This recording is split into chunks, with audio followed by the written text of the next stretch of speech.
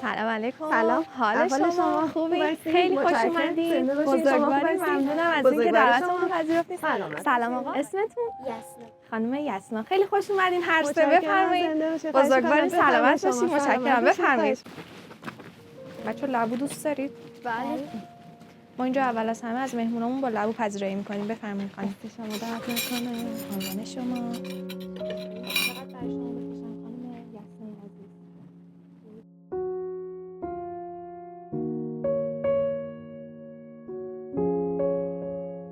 خانم دوقلو سخت نیست؟ چرا؟ خیلی هم سخته. آقا حسین وقتی که شنیدن دوقلو هستن واکنش؟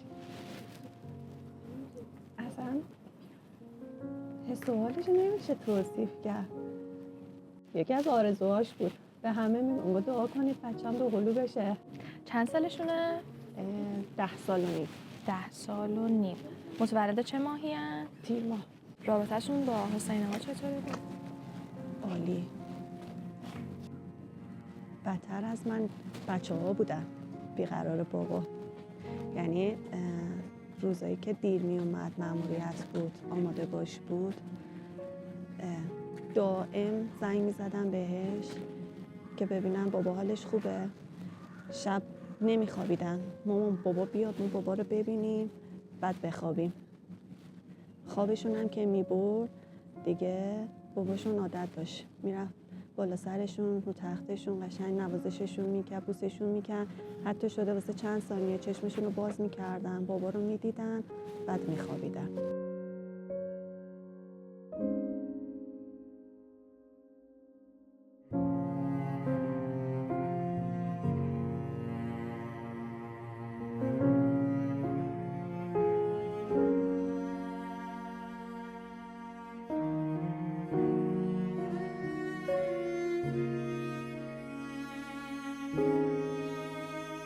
واقعا خیلی سخته زندگی با یه نظامی.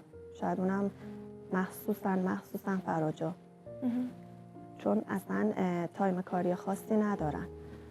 صبح که میرفتن بعد از ظهرش دیگه تایم برگشتشون مشخص نبود که چه تایمی برمیگردن. حالا آماده باش بود، مأموریت بود، شیفت بود، اصلا مشخص نمیکرد تایم کاریشون. یادمه یک بار مرخصی گرفتن، مرخصیاشون رو جمع می‌کردن برای تعطیلات تابستون برای بچه‌ها و ما یعنی وقت بذارم برای برنامه‌ریزی سفرمون. اواخر شهر تقریبا 24 و 25 شهریور ماه بود. اغتشاشات صورت گرفت. ما تمام برنامه‌ریزیمون رو کرده بودیم برای مسافرت، چمدونمون رو بسته بودیم، همه کارامون رو کرده بودیم. قرار بود 4 بعد از ظهر حرکت کنیم. دقیقاً داشتن نماز ظهر میخوندن، گوشیشون زنگ خورد. بعد نماز تماس گرفتن، از طرف اداره بود.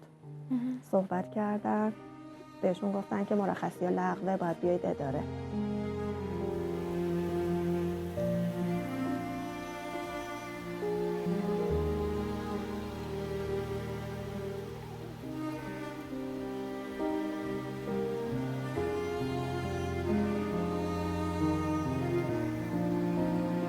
روز قبل شهادتشون شنبه 14 مرداد. 14 مرداد سال 402. دیر اومدن خونه. جلسه داشتن تو ستاد. تا رسیدن خونه یه خورده خب فاصله منزل تا ستاد زیاد بود. ما حاشیه تهران زندگی میکردیم. تا رسیدن خونه 9:30 شب بود. اومدن گفتن که 3 صبح باید بریم مأموریت. همیشه برام تعریف میکردن، همه چی جز به جز کار رو برای من صحبت میکردن. دوباره گفت باید بریم مأموریت تخریب، چون یک بار رفته بودن برای مأموریت اوایل سال. گفتش که دوباره باید بریم همون مأموریت برای تخریب.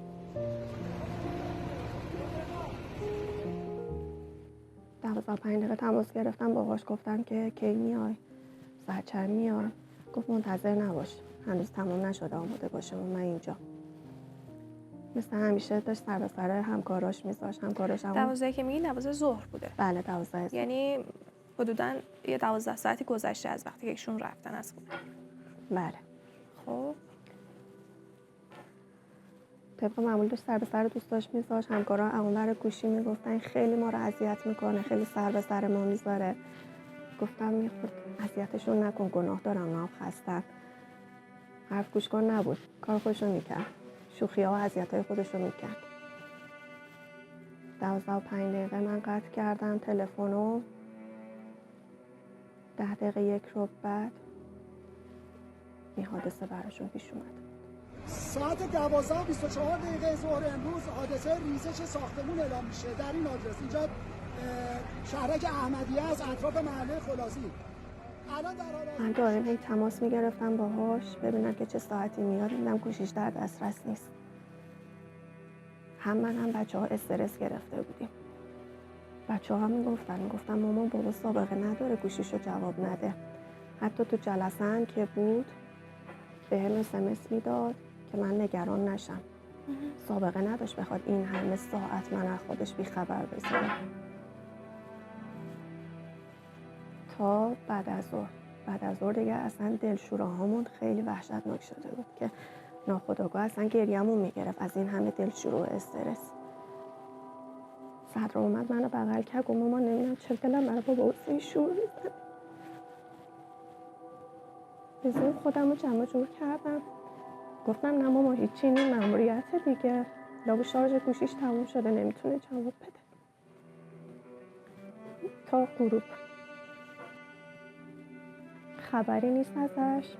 زنگ زدم به داییم، نزدیک منزل ما بودن. گفتم که دایی من از ظهر هرچی با حسین تماس میگیرم گوشیشو جواب نمیده، میای منو ببری دم اداره؟ کار دایی میام. بعد تماسم با دایی خواهرزاده‌شون زنگ زد به من،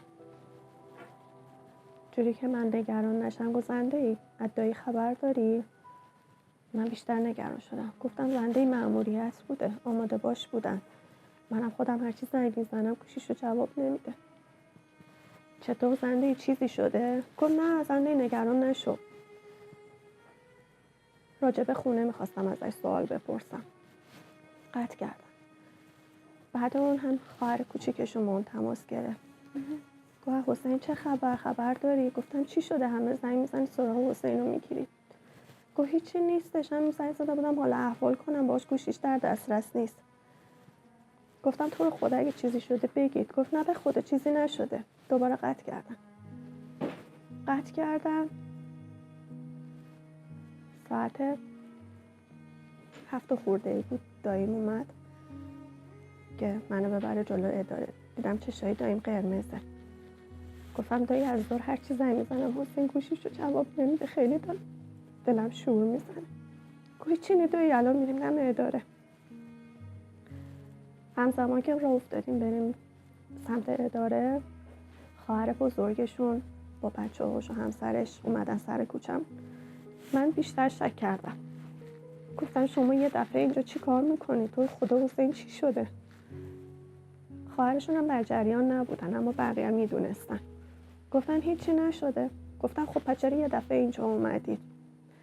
گفتش هیچی نشده، مثل اینکه حسین تو مأموریت بوده، یه آجر خورده تو سرش، بردنش بیمارستان. من بیشتر دلم مشروب شد. گفتم منو ببرید بیمارستان. گفتن نه نمیخواد بریم بیمارستان. همه جمع شدن خونه مامان، بریم خونه مامان، از اونجا بریم بیمارستان. یعنی از مسیر خونه تا خونه مادر همسرم مسیر تمام نمیشد. وقتی رسیدم اونجا دیدم همه اونجا، همکاراش، دوستاش، همه میدونست که این اتفاق افتاده. و گفتم حسین مونده زیر آوار. تازه اونجا فهمیدم چی شد. تو این حال بچه ها کجا بودن؟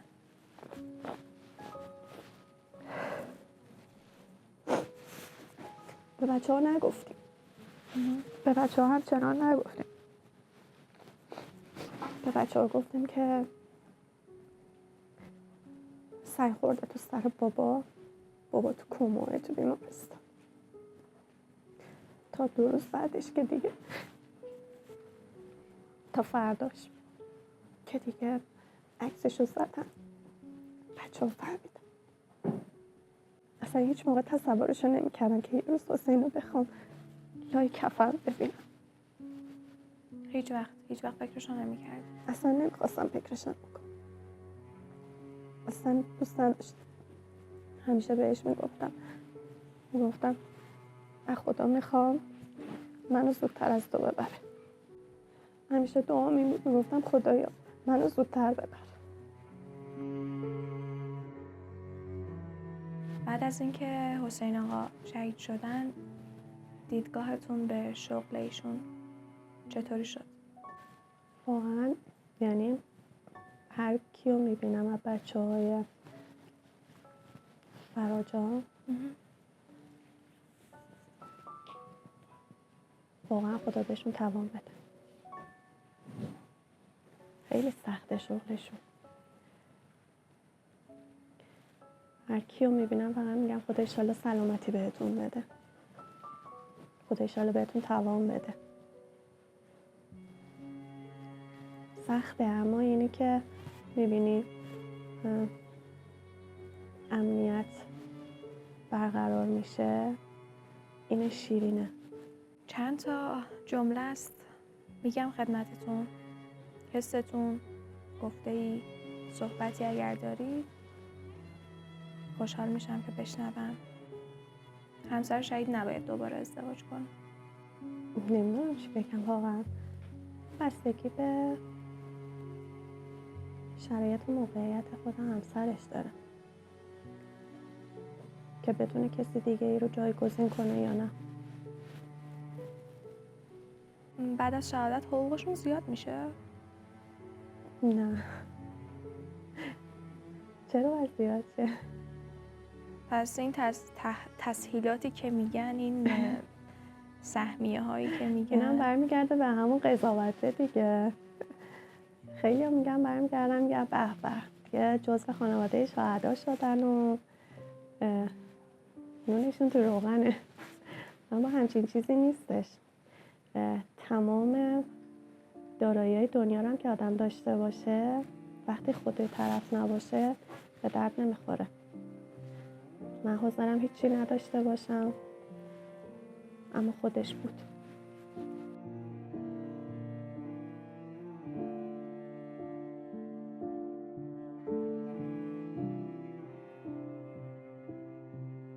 چه خبر؟ سلامتی. خوش گذشته اومدی برنامه ما؟ بله خیلی. جدی خیلی؟ خیلی. چیکار کردین که خیلی بهتون خوش گذشته؟ بازی کردیم. نامه 33 برای پدر. سلام پدر، خوبی؟ من را ببخش که نتوانستم 2 هفته بیایم سر خاک تو. دلم خیلی برات تنگ شده. نمیدونم من بد زندگی میکنم یا زندگی بد داره پیش میره. میخوام بدونم تو خوابم یا تو واقعیت.